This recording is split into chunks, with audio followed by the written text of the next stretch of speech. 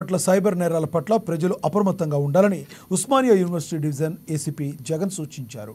ప్రయాణికులను గమ్యస్థానానికి చేరుస్తానని నమ్మించి స్నాచింగ్లకు పాల్పడుతున్న వ్యక్తిని ఓయూ పోలీసులు అరెస్టు చేశారు.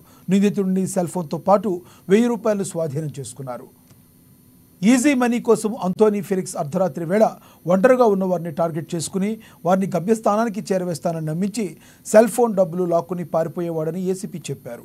తార్నాకకు చెందిన గోపాల్ అనే బాధితుడి ఫిర్యాదు మేరకు పోలీసులు దర్యాప్తు చేపట్టి నిందితుడిని అరెస్టు చేశామని చెప్పారు. అపార్ట్మెంట్ దగ్గరకు వచ్చిన తర్వాత వెహికల్ దిగిన తర్వాత అతనికి డబ్బు ఇచ్చే క్రమంలో ఫస్ట్ ఫోన్పే చేయాలని చెప్పి ప్రయత్నం చేసిండు. ఫోన్పే ఆయనకు కొద్దిగా కనిపించకపోతే డబ్బులు తీయాలని చెప్పేసి డబ్బులు కౌంట్ చేసేసి సెల్ ఫోన్ చేతిలో పట్టుకొని సెల్ ఫోన్ లైట్ వెలుతురులో డబ్బు కౌంట్ చేస్తుండగా అతను అతను చూసి సెల్ ఫోను ప్లస్ ఆ అమౌంట్ 1700 ఒక సెల్ ఫోన్ థెఫ్ట్ చేసుకొని పారిపోయాడు. అతన్ని వెతికే క్రమంలో ఈరోజు